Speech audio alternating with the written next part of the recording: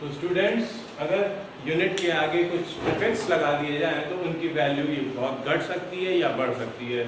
जैसे कि अगर हमने टी प्रीफिक्स लगाया, टेरा मीटर की बात करें तो वो 10 टू द पावर 12 मीटर होगा, या टेराग्राम की बात करें तो वो 10 टू द पावर 12 ग्राम के इक्विवेलेंट होगा।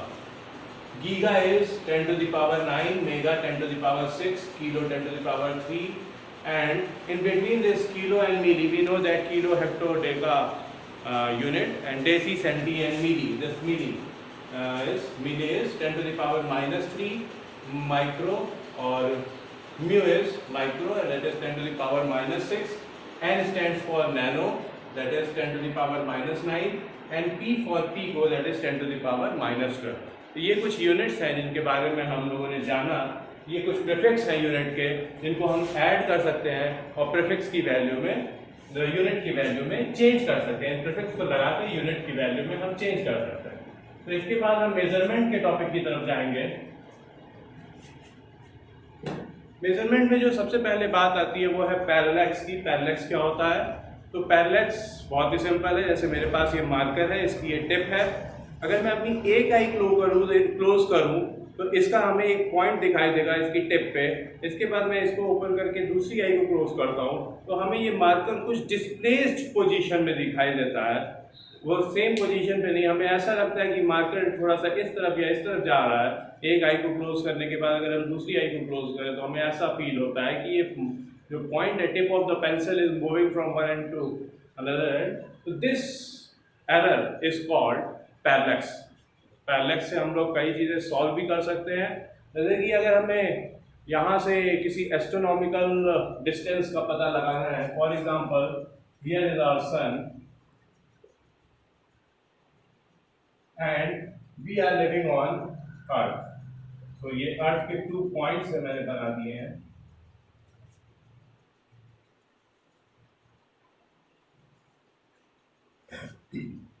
Suppose this distance is d and this distance is capital D. अर्थ पे 2 पॉइंट है, एक पर्सन ए पॉइंट पे है, एक पर्सन बी पॉइंट पे। वही पर्सन दूसरी जगह जाता है तो उसे अर्थ की पोजीशन में कुछ डिस्प्लेसमेंट दिखाई देता है। ऐसा इसलिए सन की पोजीशन में थोड़ा डिस्प्लेसमेंट दिखाई देता है। तो इसको कैलकुलेट करने के लिए इस पैरेलैक्स से हम लोग कुछ प्रॉब्लम भी सॉल्व कर सकते हैं। जैसे अगर ये एंगल थीटा है, हम जानते हैं कि ये थीटा बहुत स्मॉल है क्योंकि अर्थ के कंपैरिजन में सन बहुत ही बड़ा है, और सन से जो डिस्टेंस है अर्थ की वो बहुत बड़ी है। इस डी के कंपैरिजन में डी बहुत बड़ा है। We can write that capital D is much greater than d. In that case we can use this parallax formula, and this parallax formula is theta is arc upon radius. इस फॉर्मूले का use करके हम astronomical distance भी calculate कर सकते हैं। तो पैरेलैक्स का यहाँ पे एग्जांपल आपने देखा, और भी दूसरी जगह हम इसका एग्जांपल देख सकते हैं। जैसे हम किसी लॉन्ग लेंथ ऑफ टावर की बात करें, कोई टावर है जिसकी लेंथ बहुत हाइट बहुत ज़्यादा है, तो उससे भी हम लोग काफ़ी कैलकुलेशन कर सकते हैं। लेकिन हमें ये ध्यान रखना होगा कि this D is much greater then small D. इस केस में हम पैरेलैक्स का यूज कर सकते हैं। इसके बाद जो अगला टॉपिक आता है वो है, अगर हम स्मॉल डिस्टेंस को मेजर करना चाहें तो हम स्मॉल डिस्टेंस को कैसे मेजर कर सकते हैं? स्मॉल डिस्टेंस जैसे किसी माइक्रोन या नैनो मीटर की लेंथ को मेजर करने का कोई फॉर्मूला बिल्कुल है हमारे पास। हम ओलिक एसिड के एक मॉलिक्यूल के डायमीटर को मेजर करेंगे, और इसका जो डायमीटर होता है वो नैनोमीटर की रेंज में होता है, यानी 10 टू द पावर माइनस 9 की रेंज में होता है। तो ये बहुत ही छोटा है इसका मॉलिक्यूल, बट इसको मेजर किया जा सकता है। कैसे मेजर करेंगे? उसके लिए हम एक पॉट लेंगे, इसमें 20 सेंटीमीटर क्यूब अल्कोहल मिक्स किया हमने। फिर इसके बाद इस 20 सेंटीमीटर क्यूब में 1 centimetre cube oleic acid mix करेंगे। तो इसका जो कॉन्सेंट्रेशन है, ये अल्कोहल है, वो ओलिक एसिड है, इसका जो कॉन्सेंट्रेशन है वो हो जाएगा 1/20 सेंटीमीटर Q. Folic acid का concentration in this pot is around 1/20 centimetre. फिर हम क्या करेंगे, इसमें से एक और ड्रॉप लेंगे और अगेन 20 सेंटीमीटर क्यूब इस सोल्यूशन में, जो हमारा फाइनल सोल्यूशन है उसमें से एक ड्रॉप लेंगे और अगेन 20 सेंटीमीटर क्यूब अल्कोहल में मिक्स कर देंगे। तो अब इसका जो कॉन्सेंट्रेशन है, फॉलिक एसिड का concentration in the alcohol solution is 1/20 into 20 centimetre cube. अब हम क्या करेंगे, एक पॉट लेंगे, उसमें अल्कोहल के ऊपर लाइकोपोडियम पाउडर डालेंगे और वहां पे हम उसके बाद एक ड्रॉप इस सोल्यूशन की डालेंगे। इस सोल्यूशन की एक ड्रॉप डालने से ये जो सोल्यूशन है ये उस लाइकोपोडियम पाउडर के ऊपर उस वेसल में पूरी तरह से ये अपनी जगह को कवर कर लेगा, एक फिल्म बना देगा, एक थिन फिल्म बनाएगा, जो कि इसमें सिर्फ एक मॉलिक्यूल आ सकता है। इस थिकनेस में सिर्फ एक मॉलिक्यूल पॉसिबल है, ये सारे मॉलिक्यूल्स हैं और ये सिर्फ इस थिकनेस में पॉसिबल है। तो इनकी लेंथ कैलकुलेट करने के लिए हम इसमें इनकी एक ड्रॉप की जो एक ड्रॉप डालेंगे जिसका वॉल्यूम है कैपिटल V वॉल्यूम की एक ड्रॉप डालेंगे।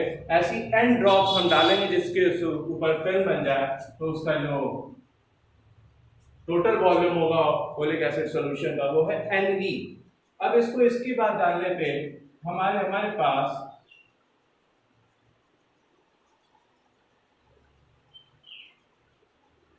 इतना सेंटीमीटर क्यूब फॉलिक एसिड आएगा। और हम जानते हैं कि thickness of this whole film is equal to volume upon area. So thickness और T is equal to NV upon 20 into 20 A centimetre. तो आपने देखा इस तरीके से हम फॉलिक एसिड की थिकनेस को मेजर कर रहे हैं। वो थिकनेस जो है उसमें सिर्फ एक मॉलिक्यूल एग्जिस्ट कर पा रहा है, तो एक मॉलिक्यूल को हमने डायमीटर को कैलकुलेट किया है। ये जो थिकनेस है ये फॉलिक एसिड के डायमीटर को रिप्रेजेंट कर रही है। इसके बाद हम एरर्स की बात पे आएंगे, एरर्स को समझेंगे। एरर्स क्या हो सकती है मेजरमेंट में वेरियस टाइप्स ऑफ एरर्स हैं। तो हम एरर्स कैसे समझें? एरर्स कई तरीके की हो सकती है, systematic error, random error, error due to imperfect designing. तो सिस्टमेटिक एरर किसी की वजह से हो सकती है, किसी भी रीजन, ह्यूमन बीइंग या किसी की वजह से हो सकती है। इम्परफेक्ट डिजाइन, अगर इंस्ट्रूमेंट है हमारे पास, जैसे वर्नियर कैलिपर, स्क्रू गेज जो थिकनेस को मेजर करते हैं, थिकनेस ऑफ अ बॉब और thickness of a thin wire अगर मेजर करनी है तो उसके लिए वर्नियर कैलिपर, स्क्रू गेज, इन सब इंस्ट्रूमेंट का यूज करते हैं। अगर उस इंस्ट्रूमेंट में ही कोई एरर एग्जिस्ट कर रही है तो वो भी एक तरीके की एरर है। इसके साथ साथ रैंडम एरर है। रैंडम एरर किसी भी रीजन की वजह से, किसी रैंडमली किसी भी पर्टिकुलर रीजन की वजह से एग्जिस्ट कर सकती है। इनकी कैलकुलेशन क्या है? इनकी कैलकुलेशन को हम समझेंगे। सबसे पहले जो एक एक्सपेरिमेंट हम करेंगे जिसमें हमको किसी पर्टिकुलर वैल्यू को कैलकुलेट करना है, तो इसके बहुत सारे आउटपुट हमें मिले, A4 and so on, A1 A2 A3 plus A4 and so on। तो हम इसकी मीन कैलकुलेट कर लेंगे। For exact value we will calculate the mean of this A1 plus A2 plus A3 plus AN upon n। ये value जो है वो हम उसे एक्यूरेट वैल्यू कहेंगे, क्योंकि हमने बहुत सारे एक्सपेरिमेंट किए और उन एक्सपेरिमेंट का मीन जो है वो हमने कैलकुलेट कर लिया है, तो इसे हम एग्जैक्ट वैल्यू कह सकते हैं या एक्यूरेट वैल्यू कह सकते हैं। अब इसमें सपोज फर्स्ट एक्सपेरिमेंट से हम लोग डेल्टा A1 कैलकुलेट करेंगे। Delta A1 is the error due in first experiment and that is A mean minus A1।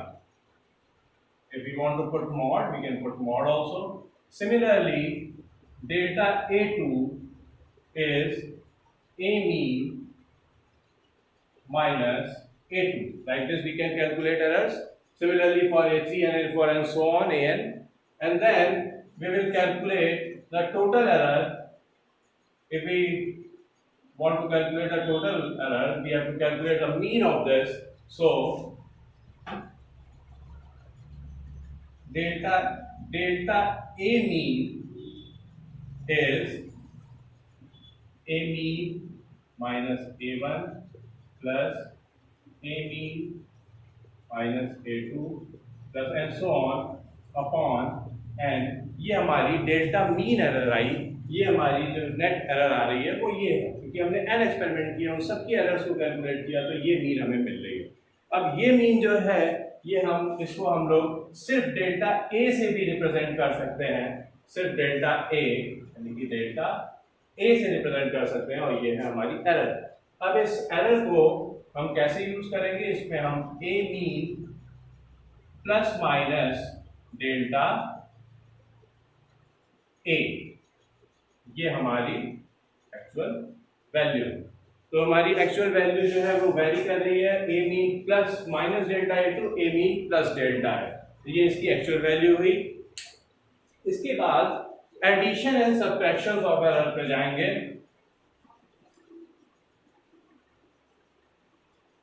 Addition and अब हम एरर्स के एडिशन और सब्ट्रैक्शन के बारे में समझेंगे। Suppose we have a quantity z is equal to a plus b, so z plus minus delta z will be a plus minus delta a and plus b plus minus delta b। अब हमें पता है कि z की value है a plus b, तो हम यहाँ पे a प्लस b रिप्लेस कर देंगे, plus minus delta z is equal to a plus b plus minus delta a plus minus delta b। तो a प्लस b दोनों साइड है, इन्हें कैंसिल कर सकते हैं, so plus minus delta z is equal to plus minus delta a plus minus delta b। This is the simple calculation based on error. तो हमने error को जो इंक्रीज हो रही है, जो डिक्रीज हो रही है, उसको समझा। अब हम इसके मल्टीप्लिकेशन को भी समझेंगे, एरर्स का मल्टीप्लिकेशन, ये addition and subtraction both in both cases that formula can be used. Now we will go through next topic, that is z is equal to a into b। We can say z plus minus delta z is equal to a plus minus delta a in one bracket and in second bracket b plus minus delta b। तो यहाँ पे हमारे पास मिलेगा ab plus minus a delta b plus minus b delta a and plus minus delta a delta b, and this side we can replace the value of z as ab dot plus minus delta z। अब हम इस equation को z से या ab से divide कर देंगे, तो हमें बचेगा 1 plus minus delta z is equal to 1 plus minus delta b upon b plus minus delta a upon a plus minus delta a into delta b upon ab। तो हम देखेंगे 1 बोथ साइड है, 1 को कैंसिल कर सकते हैं। ये quantity बहुत ही स्मॉल है, क्योंकि ये delta a is representing the error in a, so error in a is a very small quantity and we are multiplying it by second error and dividing it by the number, so it will be very small quantity, we can neglect the quantity, so this can be neglected. तो delta z plus minus delta z will be equal to plus minus delta a upon a plus minus delta b upon b। तो इस तरीके से हमने multiplication, errors की multiplication को भी जाना। मेजरमेंट के अंदर हमारा जो नेक्स्ट टॉपिक है वो है सिग्निफिकेंट डिजिट्स। तो सिग्निफिकेंट डिजिट्स के कुछ रूल्स हैं, उनको बस जानना है और उसी के अकॉर्डिंग हमें अप्लाई कर देना है। तो इस सिग्निफिकेंट के जो रूल है, फर्स्ट रूल है all non zero digits are significant. अगर हमें यहाँ पे 45.74 दिया है तो इसमें ये सारी डिजिट्स सिग्निफिकेंट हैं। सेकंड जो इसका पॉइंट है, all zero between two non zeros are significant. It means if we have 40.05, we have 4 significant digits, 4005, because these zeros are between two non-zero digits. Third जो इसका रूल है, if the value of the number is less than 1, in that case the right side of the decimal, if there are 0 on the right, just right side of the decimal, before first non-zero number are significant. I am repeating like this, 0.0038 अगर लिखा है तो इसमें ये जो 00 है ये decimal के राइट साइड में है, but left to the first non zero digit, so these two zeros are significant.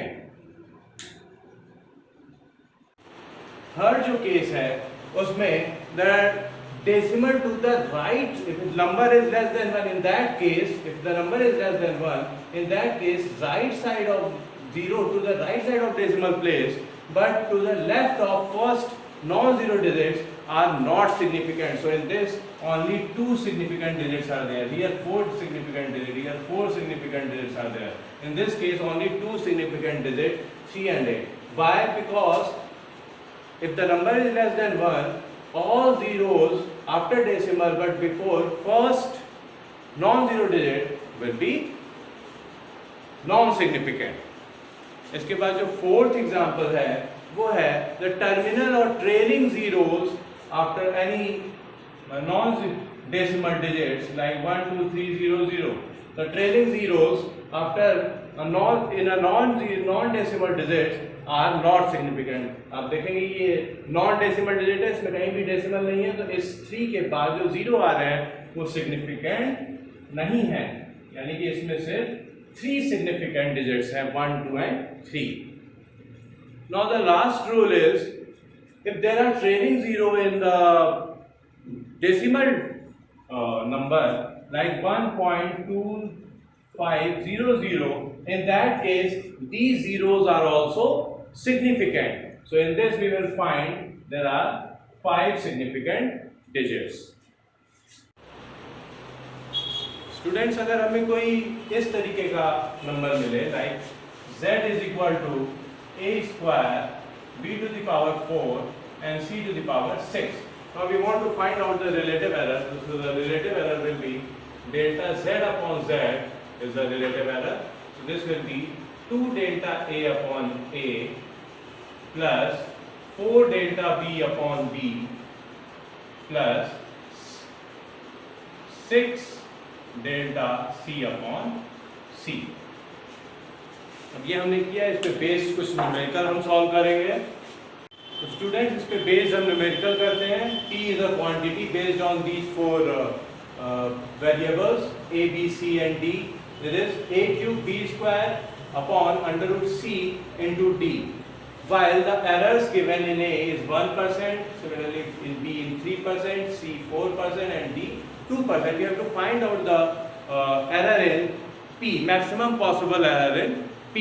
Similar the previous example we can put here, delta p upon p into 100 we have to find out, and this is 3 delta a upon a plus 2 delta b upon b plus 1 upon 2 delta c upon c plus delta d upon d into 100.